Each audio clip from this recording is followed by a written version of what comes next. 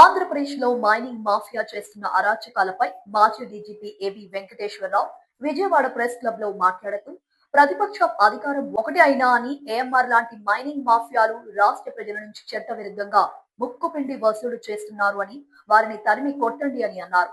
వారు లద్ది పురుగులు లాంటి అని వారి వలన ఇబ్బంది అయితే 9959503335 ఫోన్ చేయండి, మేము వస్తాము అని అన్నారు. అలాగే 100కి ఫోన్ చేయండి అని అన్నారు. మైనింగ్ రూల్స్ ప్రకారం 10G కింద వసూలు చేసే హక్కు లేదు అని అన్నారు. బిఎన్సి సెక్షన్ 34 చూపించి వారిని తరిమి కొట్టండి అని అన్నారు. మిత్రులందరికీ నమస్కారం, ప్రజలందరికీ నమస్కారం. ఆంధ్రప్రదేశ్లో మైనింగ్ వ్యవహారాలు ఒకరి చేతుల్లోంచి ఒకరి చేతుల్లోకి మారినాయి అంతే తప్ప ఆ వ్యవహారాలు ఏమి అందులో అవినీతి కానీ దౌర్జన్యం కానీ గోండాయిజం కానీ ఏం మారలా. ఒకప్పుడు జగన్ మైనింగ్ కంపెనీలల్లా ఇవాళ లోకేష్ మైనింగ్ కంపెనీలో లేకపోతే టీడీపీ మైనింగ్ కంపెనీలో అయినాయి అంతే తప్ప లోకేష్ గారి పేరు ఎందుకు తీసుకుంటున్నామంటే ఆయనే చెప్పారు ఇవాళలో మేము ఇవన్నీ మార్చేస్తాం, మీకు ఎటువంటి పాలసీ కావాలో తెల్లకాయితం ఇస్తామా దాని మీద రాసి ఇవ్వండి, మీరు చెప్పినట్టు చేస్తామని. మరి ఎవరు రాసి ఇచ్చారో మళ్ళీ అదే జగన్ కంపెనీలు కావాలని మరి ఈయన ఆజ్ఞ మళ్ళా తీసుకొచ్చారు. ఈ రాష్ట్రంలో ప్రజలందరికీ తెలుసు జగన్మోహన్ రెడ్డి గారి ప్రభుత్వంలో 2019-24 మధ్యన మైనింగ్ వ్యవహారాల్లో జరిగిన అరాచకాలు, దుర్మార్గాలు, దౌర్జన్యాల గురించి మైన్లు నడిపే వాళ్ళకే కాదు ప్రజలందరికీ కూడా తెలుసు. మర్చిపోలా ఎవరు. ఒకప్పుడు మంత్రులుగా చేసిన వాళ్ళ మైన్లు బలవంతాన్ని ఎట్ట రాయించుకుని పార్టీలు ఎట్ట మార్పించుకున్నారో చూసాం.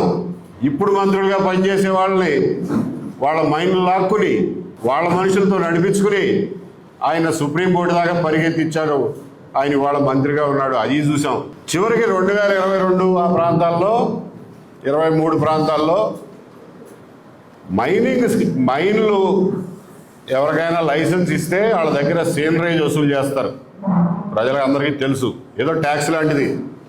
మనం జిఎస్టీ వసూలు చేసినట్టు సేనరేజ్ వసూలు చేస్తారు. మైనింగ్ ఫీజు అంటారు, సేనరేజ్ అంటారు, డిఎంఎఫ్ అంటారు. అవన్నీ మనకి మామూలు ప్రజలకు తెలియదు, కానీ గవర్నమెంట్ డబ్బులు వసూలు చేస్తుంది. అది అంతకుముందు మైనింగ్ డిపార్ట్మెంట్ వాళ్ళు వసూలు చేసేవాళ్ళు.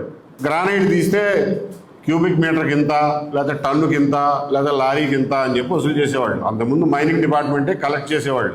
సరే, ఎంతో కొంత గవర్నమెంట్కి ఆదాయం వచ్చేది. జగన్మోహన్ రెడ్డి గారు ఏం చేశారంటే ఈ మైనింగ్ డిపార్ట్మెంట్ కలెక్షన్ల వల్ల నాకేం రావట్లేదు అనుకున్నారేమో, మైనింగ్ డిపార్ట్మెంట్ పక్కన పెట్టేసి ఒక ప్రైవేట్ కంపెనీకి జిల్లాల వారీగా అమ్మకాలు పెట్టేశారు. ఎంత కమ్మారాయా అంటే పోనీ అదన్నా సరిగ్గా చేశారా? ఎంత కమ్మారాయా అంటే అంతకుముందు 5 సంవత్సరాల్లో మైనింగ్ డిపార్ట్మెంట్ ఎంత వసూలు చేసిందో దాన్ని యావరేజ్ తీశారు. దానికి 10%, ఒక ముష్టి 10% కలిపి ఈ రేట్ ఇస్తే ఇచ్చేస్తామన్నారు. ఏమంటే అంతకుముందు 5 సంవత్సరాల్లో 2-3 ఏళ్ళు కోవిడ్ అయ్యింది. ఆ కోవిడ్ టైంలో అసలు మైనింగ్ జరగల, అంటే వసూళ్లు లేవు. ఆ వసూళ్లు లేని కాలం ప్రామాణికంగా తీసుకుని దాని మీద ఒక 10% వేసి ఇచ్చేశాడు. ఎవరికి ఇచ్చారు? శ్రీకాకుళం నుంచి వస్తే ఒక జిల్లా విశ్వసముద్ర, 2 జిల్లాలు రాఘవ కన్స్ట్రక్షన్ అంటే పొంగులేటి శ్రీనివాసరెడ్డి గారు తెలంగాణ రెవెన్యూ మంత్రి గారి కంపెనీ, ఒక జిల్లా ఏమో సుధాకర్ ఇన్ఫ్రా. ఎవరయ్యా సుధాకర్ ఇన్ఫ్రా అంటే తెలమలశెట్టి సునీల్ గారు, రావులపాలెం అప్సరా మోహన్ రెడ్డి గారు, బాలం సుధీర్. ఈ బాలం సుధీర్ అనే ఆయన పేరు ఈ మధ్య మీరు బాగా ఇంటా ఉండుంటారు.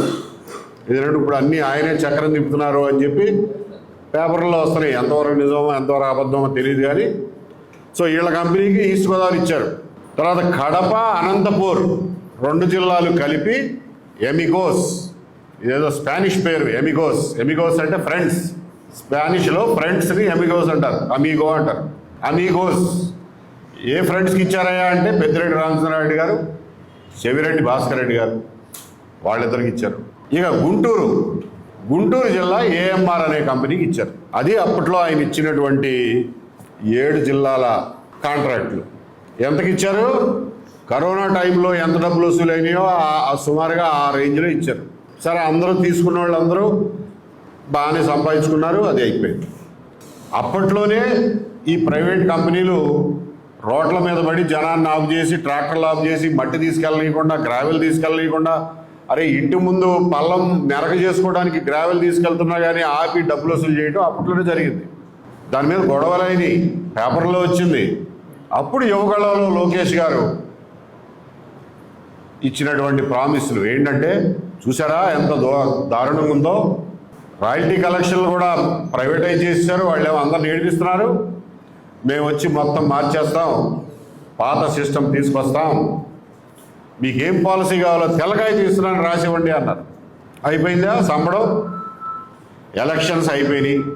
ఎలక్షన్ అయిపోయిన వెంటనే కొంత రెవల్యూషన్, విప్లవం వచ్చింది. మేము ఈ ప్రైవేట్ కంపెనీలు కట్టం పోమని చెప్పి జనం కొంచెం ఎదురు తిరిగారు. తిరిగితే ఒక 3 నెలల పాటు మైనింగ్ డిపార్ట్మెంట్తోనే నడిపించారు, మైనింగ్ డిపార్ట్మెంట్తోనే వసూలు చేయించారు. జనం కొంచెం మెత్తబడిపోయి దాదాపుగా ఇది వైసీపీ 2.0 గవర్నమెంట్ లాగా ఉంది అనే నిర్ణయానికి వచ్చిన తర్వాత అప్పుడు మళ్ళీ టెండర్లు తెచ్చారు. పాత సిస్టమ్ అంటే ఆయన చెప్పింది అప్పుడేమో పాత సిస్టమ్ అన్నాడు, ఇప్పుడు పాత సిస్టమ్ అంటే జగన్ సిస్టమ్ అని మళ్ళీ తెచ్చాడు. ఆయన లెక్కలో పాత సిస్టమ్ అంటే అదంట, మనకే అర్థమై సావాల. సో జగన్ సిస్టమ్ తీసుకొచ్చాడు. ఏం చేశారు? 5 జిల్లాలకి టెండర్లు పిలిచారు. 5 జిల్లాలు. సరే ఏం జిల్లాలు అన్నది అప్రస్తుతం, ఇవన్నీ మర్చిపోతారు మీరు. 5 జిల్లాలకి ఏ రేటుకి ఇస్తావయ్యా అని అంటే జగన్మోహన్ రెడ్డి గారు ఏ రేటుకి ఇచ్చాడో దాని మీద ఇంకొక 10%, దాని మీద ఇంకొక 10% కలిపి ప్రభుత్వం సర్కారు వారి పాట పెట్టారు.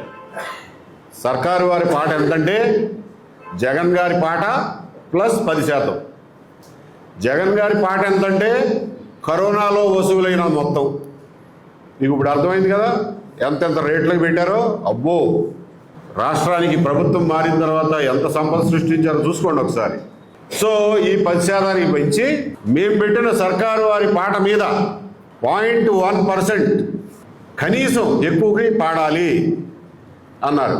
సరేనా, ఆ లెక్కలు వేసుకుంటే 0.1% ఎంత ఉందో లెక్కేసుకుని దాని మీద ఎంత ఎక్కువ పడతారో వాళ్ళకి ఇస్తామన్నారు కదా. సర్లే ఇంకా వీళ్ళకి ఇచ్చేది ఏంటి, మనోళ్లే కదా అని చెప్పి ఇద్దరు పాట పాడారు. అన్ని జిల్లాలు ఇద్దరే పాట పాడారు. ఏఎంఆర్ ఒకళ్ళు, సుధాకర్ ఇన్ఫ్రా ఒకళ్ళు. ఏఎంఆర్ ఎవరయ్యా అంటే ఎవరో మోహన్ రెడ్డి గారు. సుధాకర్ ఇన్ఫ్రా ఎవరంటే ఈ చలమలశెట్టి సునీల్ గారు, ఈ బాలం సుధీర్ గారు, ఈ రావులపాలెం మోహన్ రెడ్డి గారు, వీళ్ళ బ్యాచ్. 5 జిల్లాలకి వీళ్ళిద్దరే టెండర్ వేసింది. మూడోవాడు ఎవడు లేడు. మనవాళ్ళే టెండర్ వేసినప్పుడు ఇంకా ఎక్కువ వేయటం ఉంది అని చెప్పి సర్లే నువ్వు దీనికి ఒక 2 రూపాయలు వాడాయి, దానికి ఒక 4 రూపాయలు, దానికి ఒక 7 రూపాయలు. గవర్నమెంట్ సర్కారు పాట కంటే పైన వీళ్ళు పాడింది ఎంత అంటే 2 రూపాయల నుంచి 7 రూపాయల వరకు. ఎంతయా కాంట్రాక్ట్ విలువ? 400 కోట్లు, 300 కోట్లు. ప్రకాశం జిల్లాలో అయితే 1100 కోట్లు. 1100 కోట్ల రూపాయల మీద 5 రూపాయలు 6 రూపాయలు పాటకి అమీగోస్కి వచ్చేసినాయి కాంట్రాక్టులు. సరే సంపాదించుకోండి. వీళ్ళు పాడిన పాట ప్రకారం నెలకు ఎంత కట్టాలయా మొత్తం 5గురి మీద కలిపి? ఇప్పుడు ఈ 5 జిల్లాల్లో ఒకటి చెప్తాయినండి. ఈ 5 జిల్లాల్లో ఒక జిల్లానే, కర్నూలు జిల్లా ఒక్కటే సుధాకర్కి వెళ్ళింది. మిగిలిన 4 జిల్లాలు ఏఎంఆర్. అంతకుముందు విశ్వసముద్ర, రాఘవ ఉండేవి, అవి ఏమైపోయినాయో తెలీదు. ఆ ఏఎంఆర్ అనే ఆయన మొత్తానికి మనకి బాగా అనువుగా ఉన్నారేమో. 4 జిల్లాలు ఆయనకి ఇచ్చారు, 1 జిల్లా సుధాకర్కి ఇచ్చారు. ఇక మొదలైంది తంతు. అసలు రెడ్ బుక్ అంటే ఏంటో ఇప్పుడు చూపిస్తున్నారు. ఏంటి అంటే వీళ్ళు నెలకి కట్టాల్సింది 5 జిల్లాల మీద కలిపి సుమారుగా 100-120 కోట్లు ఉంటుందండి. 100-120 కోట్లు. వాడు పాడిన పాటను బట్టి నెలకు కట్టాల్సింది 100-120 కోట్లు. వాళ్ళు వైట్లో, వాళ్ళ వెబ్సైట్ ప్రకారం వైట్లో వాళ్ళకు వస్తున్న రాబడి ఎంతంటే దాదాపు 250 కోట్లు నెలకి. అంటే నెలకి గవర్నమెంట్కి కట్టాల్సింది కట్టంగా వాళ్ళకు 100 కోట్లు మిగులుద్ది. అది ఈ కాంట్రాక్టు, అది సంపద సృష్టి. ఓకే సరే, ఈ 120 కోట్లన్నా కడుతున్నారా అంటే అది కూడా కట్టట్లా. మనవాళ్లేగా, కడితే ఎంత కట్టకపోతే ఎంత.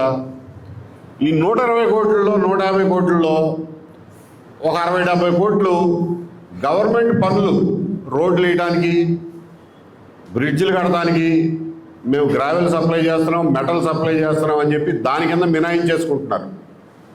గవర్నమెంట్ పనులకి సప్లై చేస్తున్నాం అని చెప్పి. మిగిలిన 60-70 కోట్లన్నా కడుతున్నారా నెల నెల అంటే అది కూడా లేదు. దాదాపుగా ఎప్పుడు చూసినా 3 నెలలు బాకీ పెడుతున్నారు. కాంట్రాక్ట్ ప్రకారం ఏంటంటే ఏ నెల కా నెల ఫస్ట్ తారీఖు కట్టేయాలి, అట్లాంటిది 3 నెలలు పెండింగ్ పెడుతున్నారు. అది సగం. ఇందాక ఆయన అన్నట్టు కాంట్రాక్ట్ విలువ మీద అది ఎందుకు మోదొస్తుంది చూడండి. కాంట్రాక్ట్ వాల్యూ మీద 2.1% స్టాంప్ డ్యూటీ కట్టాలి.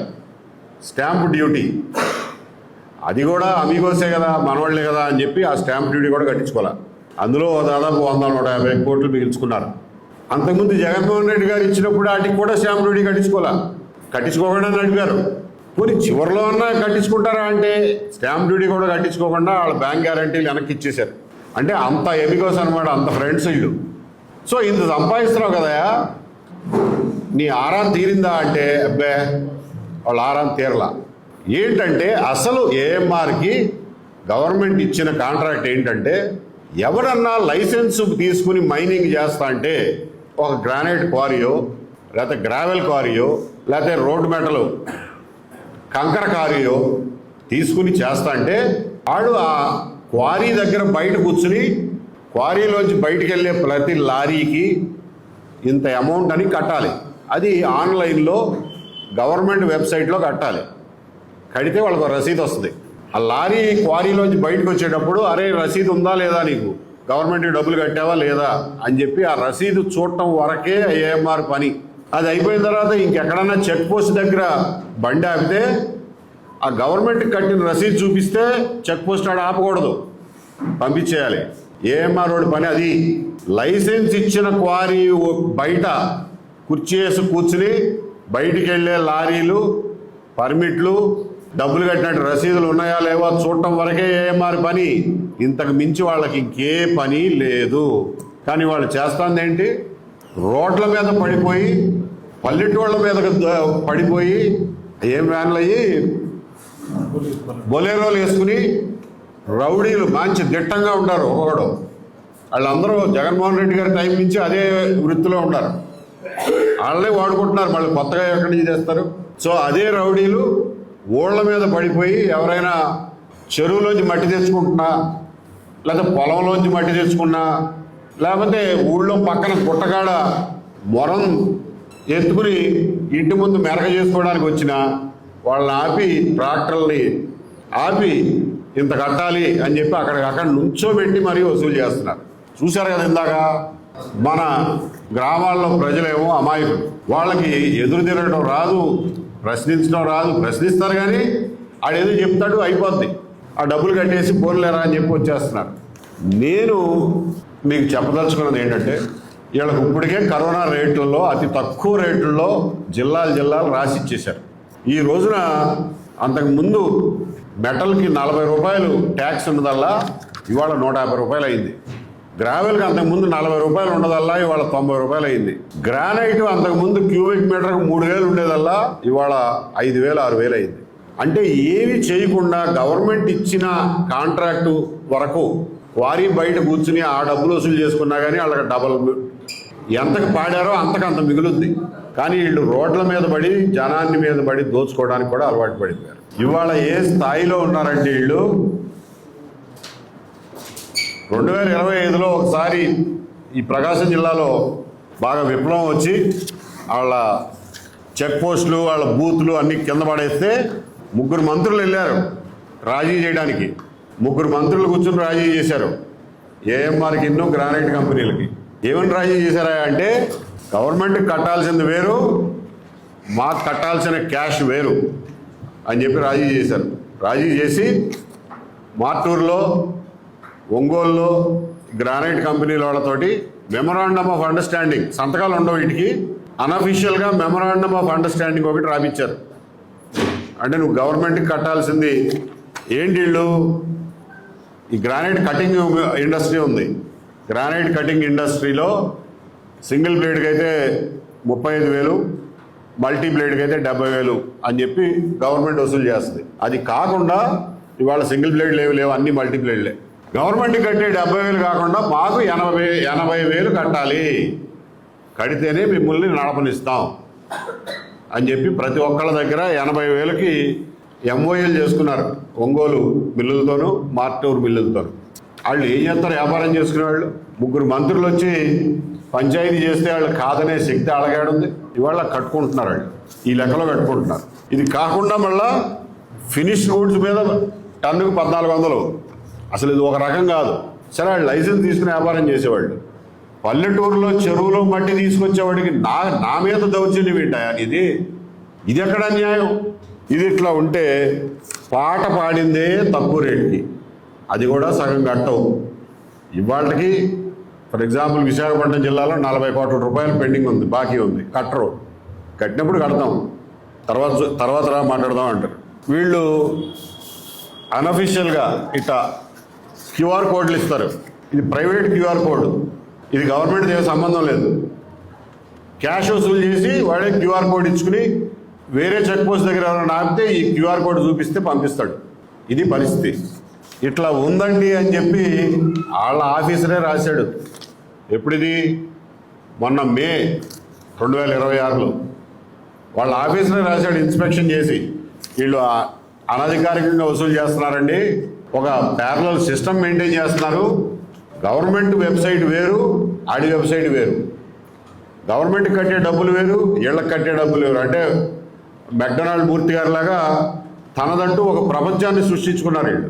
వాళ్ళ వసూళ్లు వేరు, వాళ్ళ వ్యవస్థ వేరు, ప్యారలల్ వ్యవస్థ అనమాట, సమాంతర వ్యవస్థ. ఈ రోజున రౌడీలు, గుండాలు, దుర్మార్గులు, దౌర్జన్యం చేసేవాళ్ళు ఇవాళ ఒక సమాంతర పరిపాలనా వ్యవస్థ నడుపుతున్నారు ఈ రాష్ట్రంలో.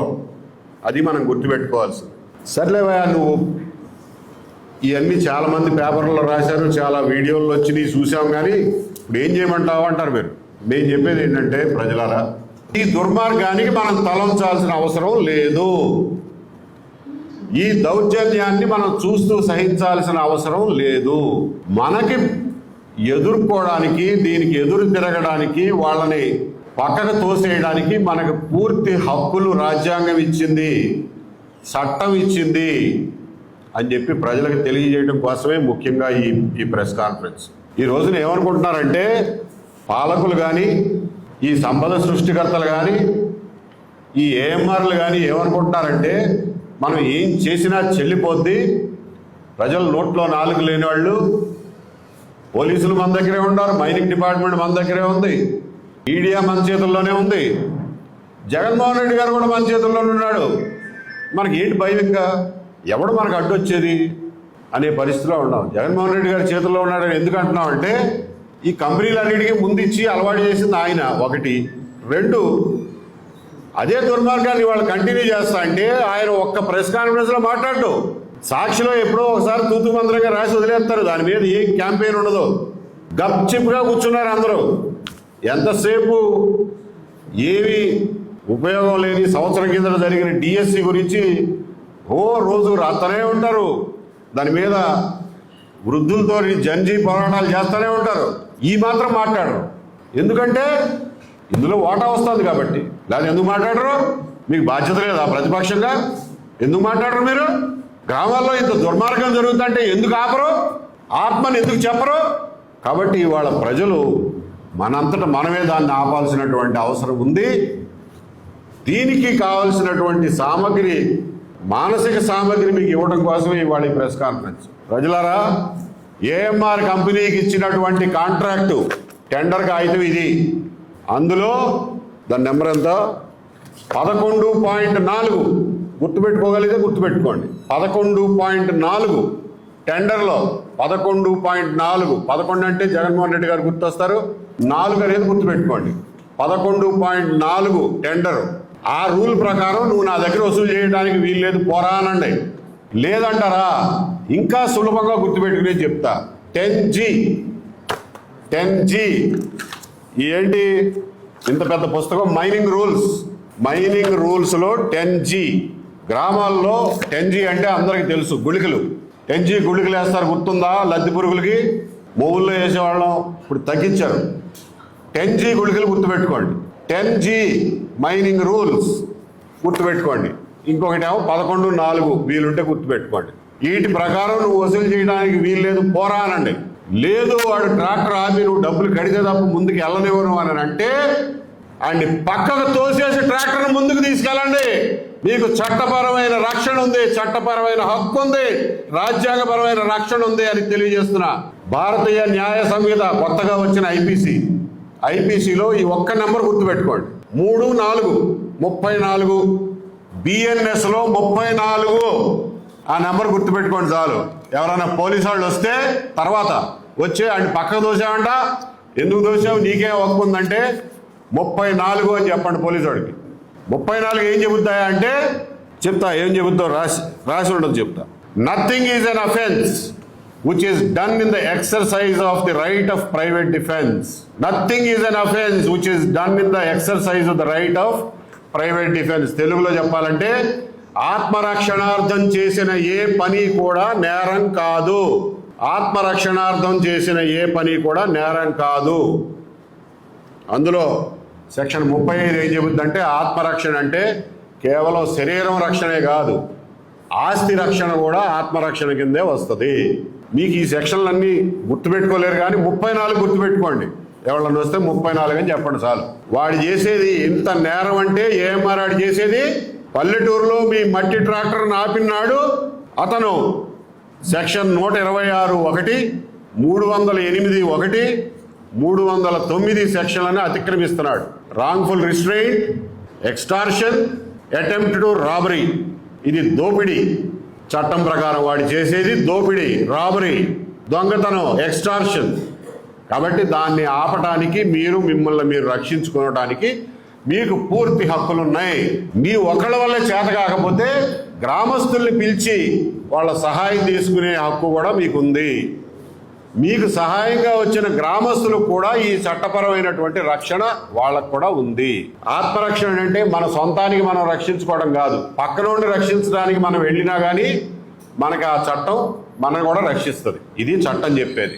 ఏమారాడు గనక ఏ గుండాగాడు పల్లెటూరులో ట్రాక్టర్ ఆపినా వాడిని పక్కకు దోసేసి ట్రాక్టర్ ముందు నడిపించండి, మీకు పూర్తి రక్షణ ఉంది చట్టపరంగా. కొన్ని ఏఎంఆర్ఓలు కాకుండా ఎవరినో పంపించి నేను పంచాయతీ ఆఫీసర్నో లేకపోతే పక్క గ్రామ విఆర్ఓనో ఇంకొకటో అంటే మాత్రం కొంచెం ఆలోచించండి.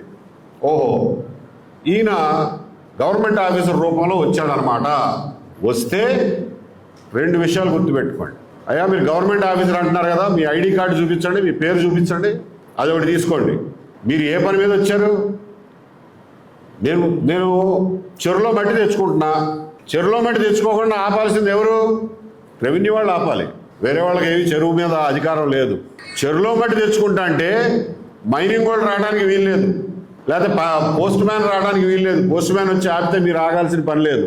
వాళ్ళు 2 కండిషన్లు ఉంటాయి గవర్నమెంట్ ఆఫీసర్లు మన మీద అధికారం చెలాయించడానికి. వాళ్ళు వాళ్ళ ఆఫీసు పని వాళ్ళకి అప్పచెప్పిన డ్యూటీ అయితేనే మన మీదకి రావాలి. ఎవడు పడితే వాడు మన మీదకి రావడానికి వీల్లేదు. అప్పచెప్పిన డ్యూటీ అయితేనే మన మీదకి రావాలి.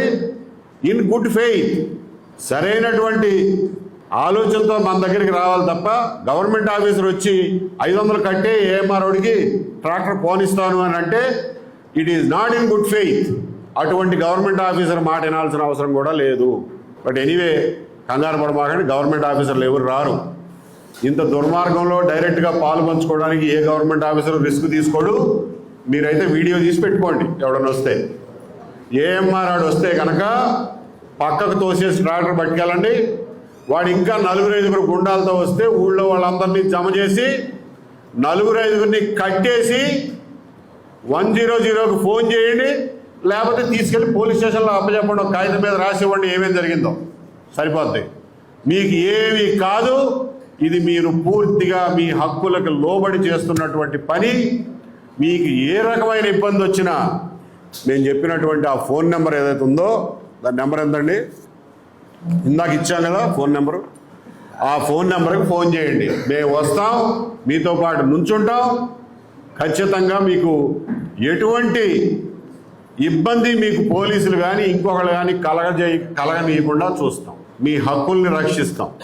మిత్రులారా, ఈ గుండాగాళ్ళు ఏదో పెద్ద రౌడీలు, వీళ్ళేదో పోటుగాళ్ళు అని భయపడమాకండి.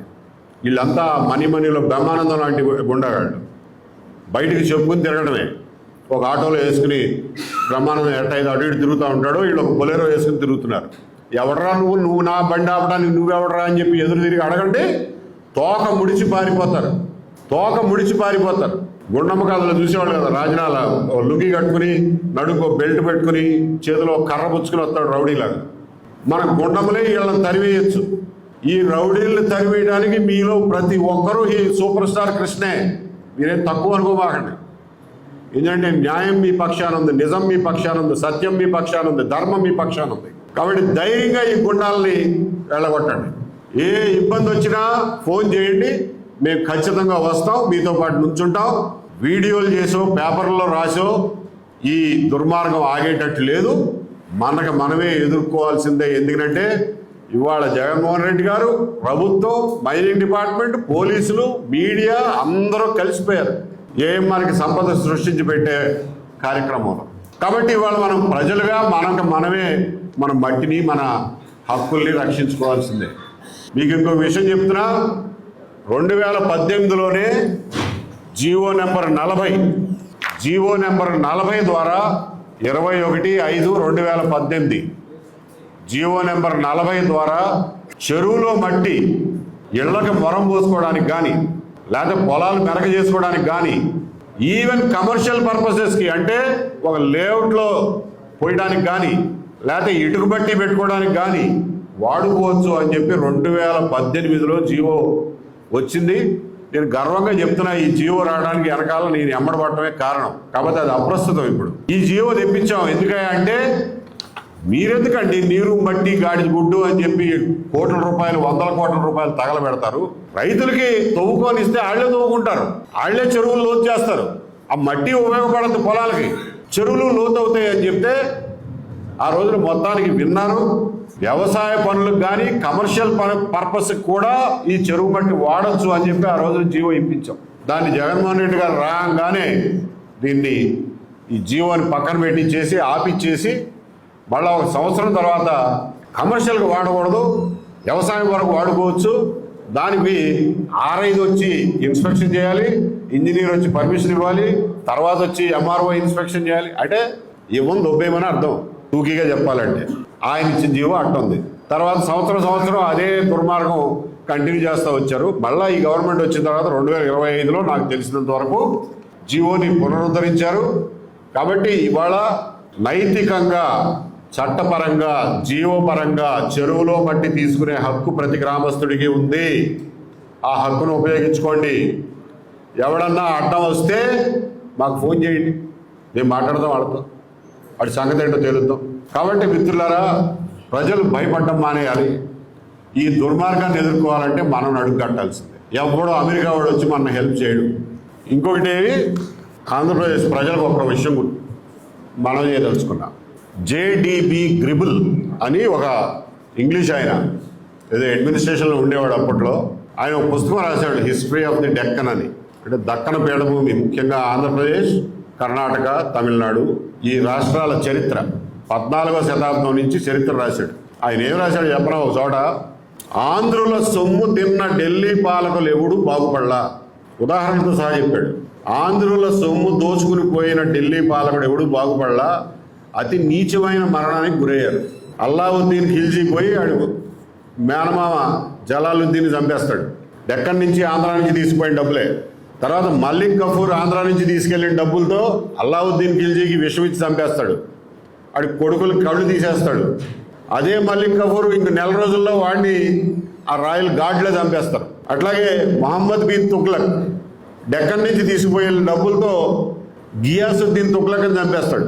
తర్వాత ఆ తుగ్లక్ గాడు ఎన్ని పనులు, ఎదవ పనులు చేశాడో మనందరికీ తెలుసు. కాబట్టి ఆయన రాసేది ఏంటంటే, ఆంధ్రుల సొమ్ము లూటీ చేసినవాడు ఎవడు బాగుపడలా, ఢిల్లీకి పోయినాడు. నేను మూఢనమ్మకాలు లేవు కానీ నాకు ఇది ప్రకృతి ధర్మం. ఆంధ్రుల సొమ్ము తినేవాడు ఎవడు బాగుపడ్డాడు.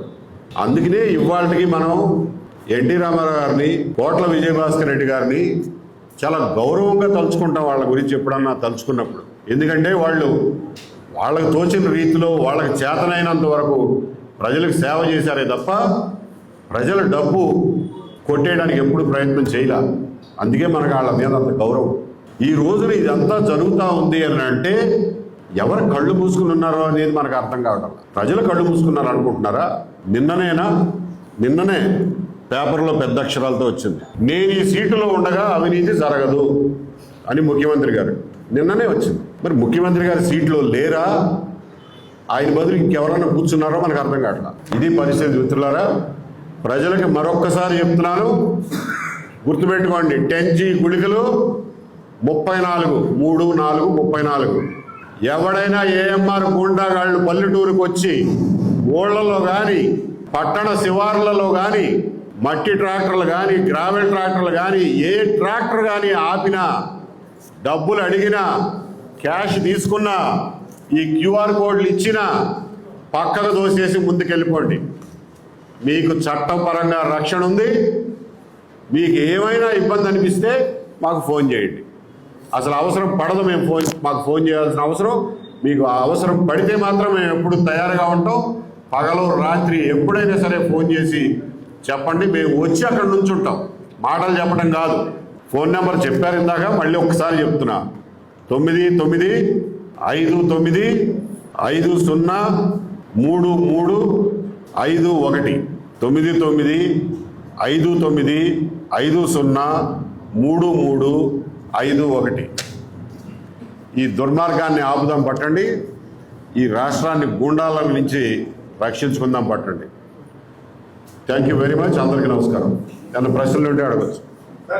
ఏఎంఆర్ కంపెనీ ఎవరితో చెప్పలేదు. రెండోది, ఈ ప్రైవేట్ కంపెనీలు వచ్చినాక గవర్నమెంట్ ఎంత రెవెన్యూ వచ్చింది, ఎంత లాస్ అయింది అని ఎస్టిమేట్ చెప్పాగా. ఇప్పుడు కరోనా మీద 10% జగన్మోహన్ రెడ్డి గారి పాట, జగన్మోహన్ రెడ్డి గారి పాట మీద 10% సర్కారీ పాట అంతే వస్తుంది. ఇంకెక్కడ వస్తుంది?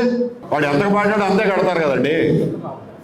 వాళ్ళకి ఎంత లాభం వచ్చిందండి చెప్తున్నాగా. వైట్లోనే డబల్ వచ్చింది.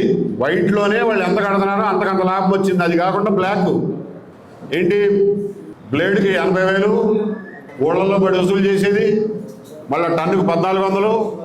అంతు పంతు లేదు. దొంగోడు ఎంత సంపాదిస్తున్నాడు? వాడు ఏమన్నా ఇన్కమ్ ట్యాక్స్ కడతాడో సత్తాడా మనం అడగడానికి? కరెక్ట్ లెక్క తెలవదు, ఏదో సుమారుగా చెప్పగలం. అది ఎవరో మోహన్ రెడ్డి ఎవరో ఉందండి, పేరు నాకు మహేష్ రెడ్డి గారు అంట. మహేష్ రెడ్డి గారు ఏఎంఆర్ వాళ్ళు వసూలు చేస్తున్నారండి. మంత్రులు ఏముంది పాపం. రేపు వెళ్ళి విజయ డైరీ చైర్మన్ కాడ రిజిగ్నేషన్ లెటర్ పట్టరారా అంటే పట్టుకొస్తారు. మన ఏఎంఆర్కి ఏదో ఇబ్బంది వచ్చిందని అక్కడ గొడవ అవుతుందండి, వెళ్ళి కూర్చొని సెటిల్ చేయండి అంటే వెళ్ళి అక్కడ MOUలు రాపించి వస్తారు. వాళ్ళ చేతుల్లో ఏముంది?